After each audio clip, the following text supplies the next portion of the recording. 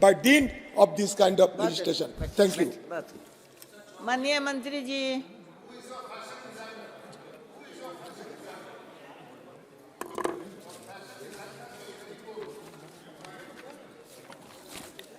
अध्यक्ष जी, सबसे पहले तो मुझे आभार प्रकट करना है।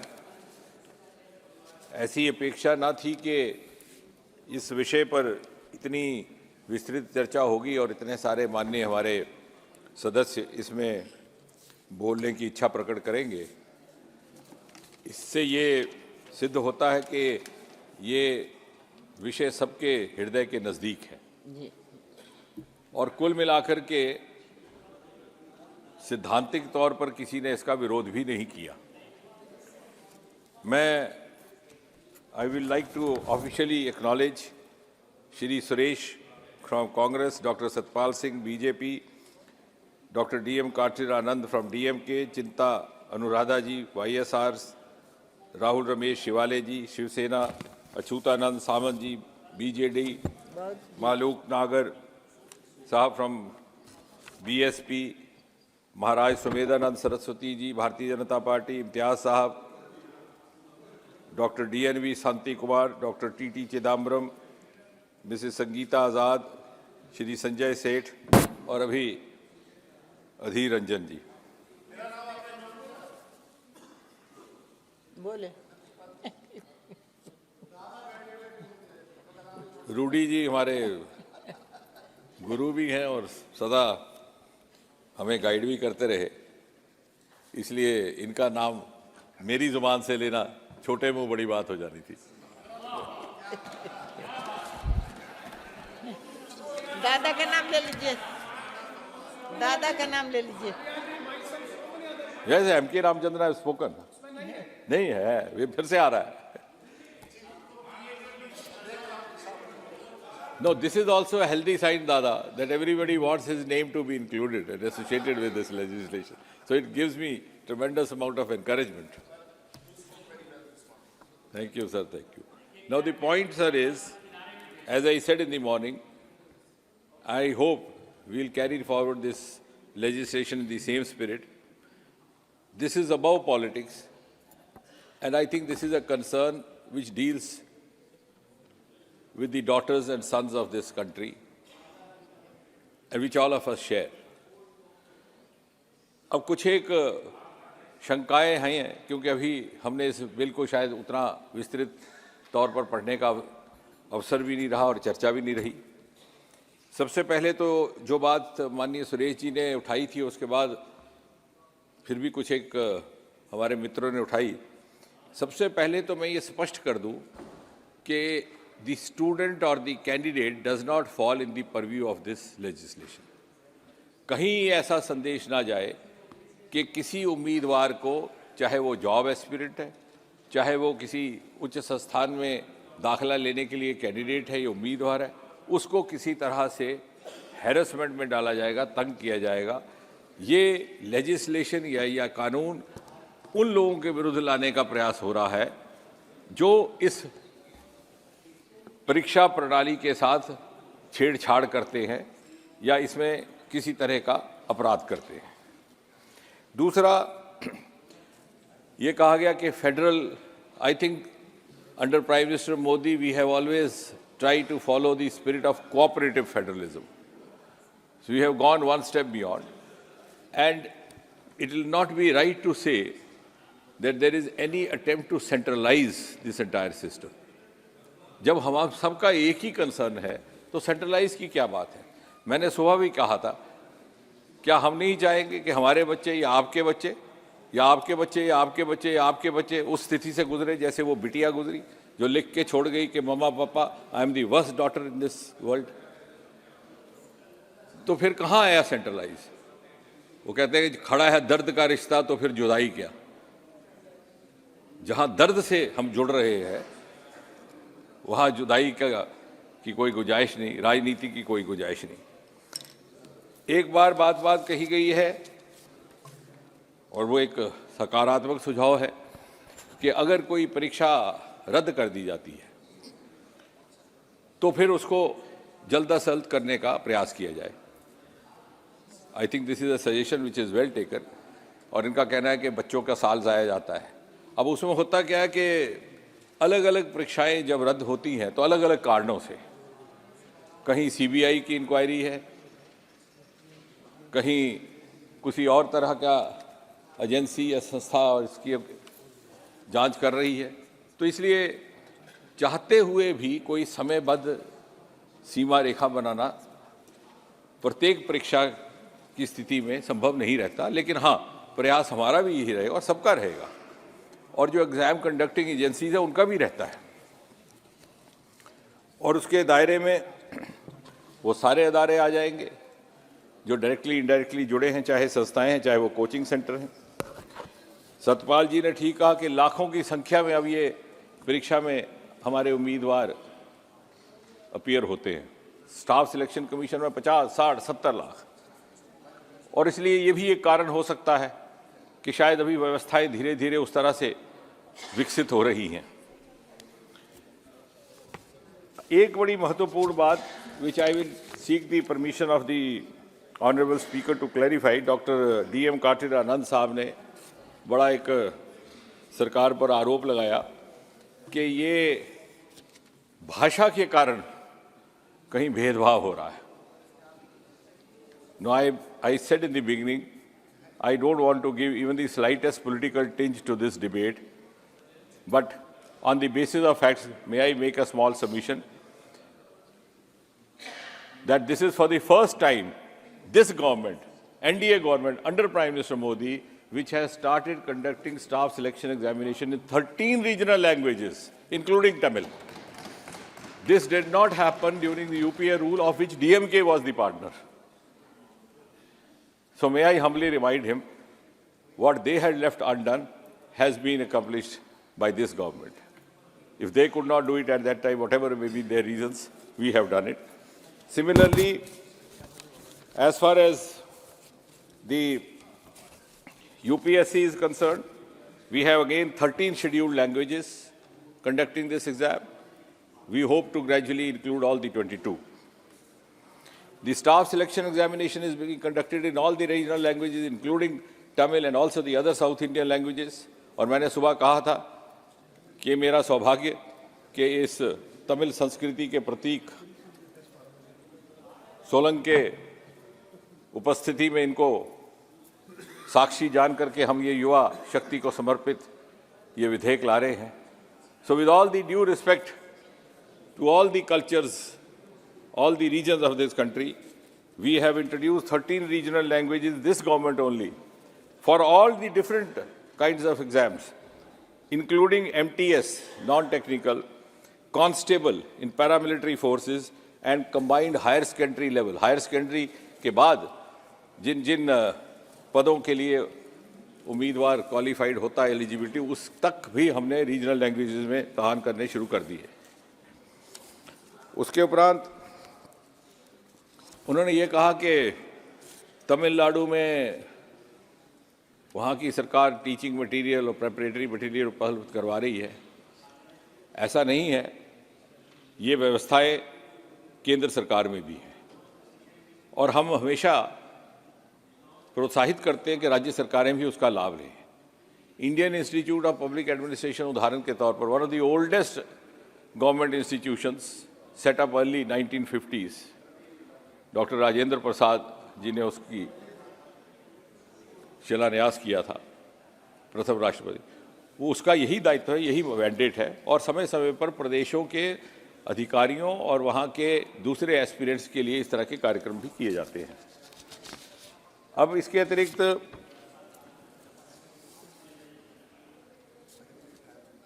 मालूक नागर साहब ने एक बात कही कि बॉर्डर विलेजेस की विशेष चिंता की जानी चाहिए. शायद उनके ध्यान में होगा कि मोदी जी ने ही इन सीमावर्ती गांव के नाम को आखिरी गांव से बदल करके पहला गांव किया. यानी सुविधा, सुरक्षा और सम्मान, जितनी भी योजनाएं हैं मोदी जी की, चाहे वो उज्ज्वला है, चाहे वो शौचालय का है, वो सुविधा के साथ साथ सम्मान देती है, which raises the esteem of the common Indian. और उन्होंने कहा कि जो वर्किंग एम्प्लॉइज़ हैं, जो कर्मचारी हैं, उनका भी समय समय पर किस प्रकार से जायज़ा लिया जाता है। हमारे पास पहले ही उसके लिए व्यवस्था मौजूद है और अब उसको भी तरह तरह से टेक्नोलॉजी के माध्यम से और सुदृढ़ करने का काम किया गया है। इसी प्रकार सारंगी साहब ने बहुत अच्छी बात कही कि ideally this situation should not have arisen. हमारे संस्कार इतने मजबूत हों, हमारी विरासत से लिए गए हमारे मूल्य इतने मजबूत हों, हमारी इंटेग्रिटी इतनी मजबूत हो, तो शायद इस तरह के विधेयक की आवश्यकता नहीं होगी, शायद फिर इस तरह के कानून की ज़रूरत भी ना हो। लेकिन साथ ही साथ उन्होंने भी ठीक कहा कि जब तक वो स्थिति नहीं आती, if we actually rise to that is the ideal level which Mahatma Gandhi once said, what is the meaning of non-violence? Non-violence is not the virtue of the meek or the weak. मेरे हाथ में कोई हथियार नहीं, मैं दुर्बल हूँ, डरता हूँ मुकाबला करने से और कहता हूँ कि साहब मैं हिंसा का पुजारी हूँ, मेरे ऊपर हमला ना करिए, तो वो मेरी कायरता है, वो हिंसा नहीं। ये गांधी जी ने भी कहा, ये गौतम बुद्ध ने भी। But till we rise to that level, और जिस दिन हम उस स्तर पर पहुँच जाएंगे, फिर ना हमें एंटी करप्शन की आवश्यकता होगी, ना विजिलेंस एजेंसी की बात होगी। लेकिन तब तक, क्योंकि ये संसार है, इसे कुरीतियों से बचाना भी हमारा दायित्व है। और जैसे वो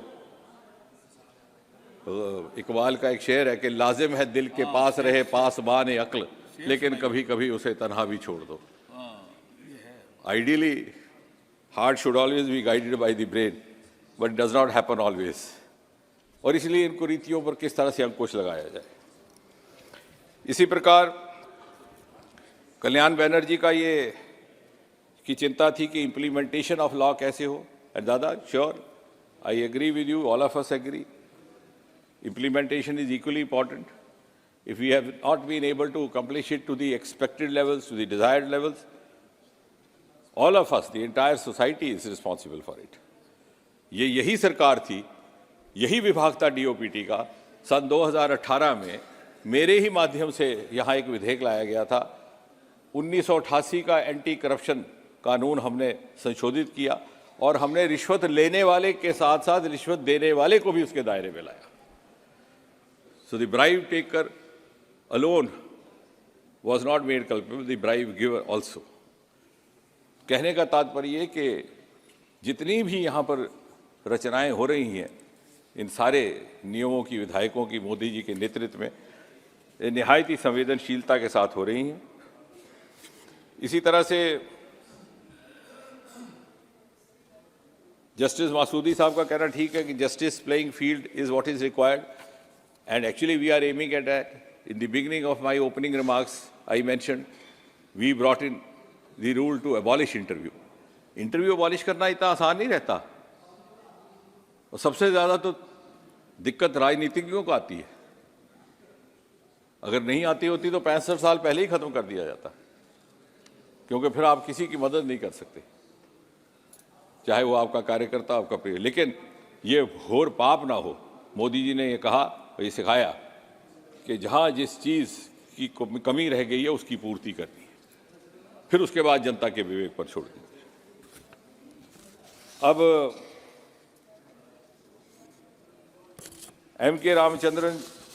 एम के प्रेमचंद जी ने ये कहा कि there is a misinterpretation in the proviso which is not required, that those who are not found guilty among the officials would be spared. I agree with you. आपका कहना था कि वो तो स्वाभाविक है. If he is not guilty, why do you mention it in the bill? I agree with you. Academically you are right. But ये mention इसीलिए किया गया कि कहीं दूर दूर से गलती से भी ये धारणा ना जाए कि ये विधेयक किसी को अनावश्यक परेशान करने के लिए लाया गया है। विद्यार्थी उम्मीदवार को तो कदापि नहीं, कतई नहीं, लेकिन किसी अधिकारी को भी नहीं, यदि वो गुड फेथ में काम कर रहा है। सुप्रिया जी ने एक अच्छी बात कही कि पारदर्शिता भी होनी चाहिए। वो एक this is a continuous process we have been striving for it right from the day the abolition of interview was done, the abolition of attestation was done, and उन्होंने 12वीं फेल उस सिनेमा का उदाहरण भी दिया और उस जमी जमाई व्यवस्था का. Incidentally you will be amused to know that जब आप क्रेडेंशियल्स देखते हैं 12वीं फेल के पिक्चर के, उसमें एक्नॉलेजमेंट्स में एक नाम डॉक्टर जितेंद्र सिंह का है. क्योंकि विदु जी हमारे मित्र हैं तो मैंने भी थोड़ा सा उनके साथ सहयोग किया था. मैंने कहा ज़्यादा उसमें तफसील ना दीजिएगा, I don't know how it will be taken, but nevertheless it's an award winning movie. और वो जमी जमाई व्यवस्था जिसकी आप बात कर रही हैं, उसी के ऊपर प्रहार करने के लिए इस तरह का विधेयक लाया गया है. And is a collective responsibility of all of अस. जैसे कहते हैं शास्त्रों में संस्कार बदलने में 2 पीढ़ियां लगती है, 3 पीढ़ियां लगती है, तो 3 पीढ़ियों के बाद उसके परिणाम मिलते हैं. But we have at least made a beginning. The rationale of this legislation, as you rightly said, and I think that gives me an opportunity to clarify before all the other friends, कि जब इस तरह का हमारे पास criminal law भी है तो क्या ज़रूरत थी. उसका ये है कि this is a specific legislation because in the existing भारतीय न्याय संहिता offenses like this are not specifically mentioned, and therefore we have identified and tried to define the unfair means in the conduct of examinations to the best of our ability.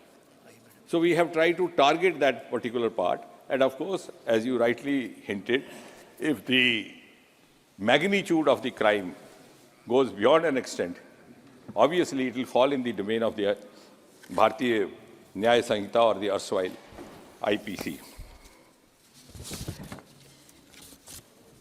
Imtiaz साहब बड़े गुस्से में बोल रहे थे, तो वो कह रहे थे, वो गिनवा रहे थे वो सूबे जहाँ जहाँ के नाम नहीं लिए गए. तो कहने लगे वहाँ पर भी इस तरह का होता है. ऐसा नहीं होता, महाराष्ट्र में भी होता है. तो मुझे थोड़ी देर के लिए मैं चौंक गया कि उनको गुस्सा क्यों आया. वो फिल्म आनंद में आनंद कहता है डॉक्टर भास्कर को कि बाबू मोशाय मैं समझ गया तुम्हें गुस्सा क्यों आया, तुम्हें मुझ पर नहीं अपने आप पर आया. मैंने तो शुरू में ही कहा कि सभी प्रदेशों में हो रहा है. और अधीर रंजन जी ने पढ़ा, सुबह डॉक्टर सत्यपाल ने भी पढ़ा वो समाचार पत्र कि 15 प्रदेशों में इस तरह के, 15 सूबों में इस तरह की घटाई हुई. और अगर आपको याद होगा तो शुरू में आरंभ में इन माई इंट्रोडक्टरी रिमार्क्स जिन प्रदेशों के मैंने नाम गिनवाए, आखिर में एक नाम जम्मू कश्मीर का भी था. Just to make it evident that this is a menace, this is a problem being confronted by different. हाँ, कहीं कहीं जहाँ व्यवस्थाएं कम हैं, प्रशासनिक अभाव है. अब राजस्थान में एक के बाद एक घोटाले होते रहे. अब उसका जवाब तो राजनीति की देना होगा, और लोगों ने उसका जवाब दे भी दिया, और सरकार बदलने के बाद वो बंद हो गए. 3 एग्जाम हो गए, तीनों एग्जाम में कोई पेपर लीक नहीं हुआ. राजस्थान में तो चुनाव का मुद्दा ही ये बना. अब उसमें क्या कहा जाए, जहां जहां प्रशासनिक अभाव रहेगा वहां इस तरह रहेगा. सुप्रिया जी ने एक और बात कही कि टेक्नोलॉजी का उपयोग होना चाहिए और होना अनिवार्य भी है. और बहुत सारे ऐसे घोटाले ये जो हुए हैं टेक्नोलॉजी ड्रिवन हुए. आजकल AI का भी इस्तेमाल हो रहा है, and that is why which is not a part of the legislation, that is why I didn't speak about it. लेकिन जब हमारे रूल्स बनते हैं तो हमारे मन में ये भी कल्पना है कि हम एक ऐसी टोली, ऐसी कमेटी गठित करेंगे विशेषज्ञों की, जो समय समय पर इसका सर्वेलेंस भी करे, जो समय समय पर इसको अपडेट भी करे, हमें भी समझाए, जो समय समय पर यूनिफॉर्मिटी भी लाए. क्योंकि जब संख्या बढ़ गई उम्मीदवारों की, वेंडर्स की संख्या की कमी है, उसको भी आने वाले समय बढ़ाना पड़ेगा. जब वो सब लेक्टिंग करते हैं तो उससे भी कुछ लूप होल्स रह जाते हैं. उसके लिए हम विशेषज्ञों को भी इसमें इन्वॉल्व करेंगे. डायरेक्टर्स और ऑफिशियल फंक्शनरीज का जहाँ तक प्रश्न है, उसके लिए भी ये रखा गया है कि जहाँ ये साबित होगा क्योंकि किसी अधिकारी ने मिली भगत करके किसी माफिया की मदद की हो, तो आप मेरे से सहमत होंगे उसको तो बख्शा नहीं जा सकता. और ये कहा गया अधीर रंजन जी ने कि आपने सज़ा दे दी लेकिन समाधान नहीं दिया। Preventive. Adhir ji, though I am not a law-knowing person, to my primitive or limited knowledge, punishment itself is a deterrent for prevention. This is the first step towards prevention. And then, as we move on from this experience, we will collectively apply our minds and go in for further also. But if we don't take even this first step, we will not be preventing anything at all. Baki, no, both. No, that is what I am saying. Punishment of a culprit is also a means of deterring the crime to happen again, which also is a preventive measure. A. B. If you take prevention in the larger scale, preventing the technological lapses happening, or prevention at the level of the means used, I said we will, in the times to come, envisage including experts to offer their inputs for that. But at least let us take this first step. और इसमें जो हमने legislation पर जो propose की है, उसमें आपने तो पढ़ ही लिया कि 3 साल से 5 साल अप टू 10 लाख, बट उसमें सर्विस प्रोवाइडर का अलग से जिक्र आया है और सर्विस प्रोवाइडर के डायरेक्टर, क्योंकि बहुत से सदस्यों ने ये चिंता व्यक्त की कि इस तरह से बहुत सी संस्थाएं खुल गई हैं, ये भी एक पेशा बन गया, इम्तिहान करवाना और फिर इम्तिहान में पास करवाने की भी फीस पहले से ले लेनी.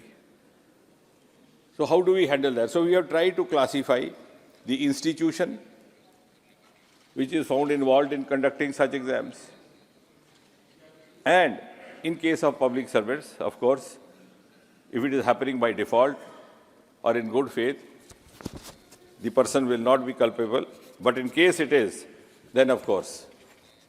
And beyond that, we would also go into the domain of भारतीय न्याय संहिता. अब इससे अधिक और कुछ कहने की आवश्यकता नहीं, लेकिन मैं बात समाप्त करने से पहले ये कहूँगा कि ये बड़ी संवेदनशील सरकार है और जो भी ये नियम बनाया गया है बड़ी संवेदनशीलता के साथ बनाया गया है, और एक ऐसे समय में जब हम पूरी तरह से युवाओं को अपना सामर्थ्य, अपनी सेवाएं पूरी ऊर्जा, पूरी क्षमता से समर्पित करने के लिए आग्रह भी कर रहे हैं. And we have a huge stake in the youth of this country who comprise more than 70% of population below the age of 40. And therefore, we cannot allow the meritorious to be sacrificed at the altar of such organized crimes or such self-centered elements in the society. इसी सरकार ने एक ecosystem जो बनाया है उसका लाभ भी, सदुपयोग भी तभी हो पाएगा यदि हम युवाओं के लिए इस प्रकार का संरक्षण देंगे. हमने national education policy 2020 lie, which gives you the liberty of entry exit, ताकि आप you don't become prisoner of your aspiration. कि आपने डॉक्टर बनने के लिए 12वीं जमात में कर लिया मेडिकल, डॉक्टर नहीं बन पाए, फिर क्या करें? बीएससी करेंगे, वो भी उसी सब्जेक्ट में. फिर उसके बाद सिविल सर्विसेज, वो भी नहीं किया तो फिर क्या करेंगे? फिर आप एमएससी करेंगे, फिर भी वही सब्जेक्ट, फिर भी कुछ नहीं बने, कहीं अध्यापक प्रोफेसर नहीं बने तो क्या करेंगे? PhD. Here you can change your subjects, you can juggle your subjects, you can combine economics with biology. और जैसे जैसे आपका एप्टीट्यूड ग्रो होता है, आपको अपने अंदर एहसास होता है कि no I am meant for this. Bombay हर व्यक्ति एक्टर बनने जाता है, हीरो बनने जाता है, बाद में वहाँ पहुँच के लगता है कि नहीं, हीरो बनना मेरे बस की बात नहीं, मैं स्क्रिप्ट राइटर बनूंगा. इसलिए उस इकोसिस्टम को इस्तेमाल करने के लिए भी इस तरह का, और इस सरकार ने मोदी जी के नेतृत्व में युवाओं के उस वर्गों की चिंता की है जिनकी अभी तक किसी सरकार ने की. प्रधानमंत्री स्वनिधि योजना, कभी किसी ने रेडी वाले की चिंता की? आते जाते दूसरी नजर भी न देखते थे, ज्यादा पुलिस वाला आगे ठोकर मार के उसको आगे पीछे कर देता. बिल पे आओ. और प्रधानमंत्री विश्वकर्मा योजना, वो लोग जो अपनी जीविका भी कमाते हैं और भारत की संस्कृति सभ्यता को भी जिंदा रखते हैं. चले पास करें. National research foundation. और इसीलिए अपनी बात समाप्त करने से पहले मैं दादा यू डोंट अंडरस्टैंड,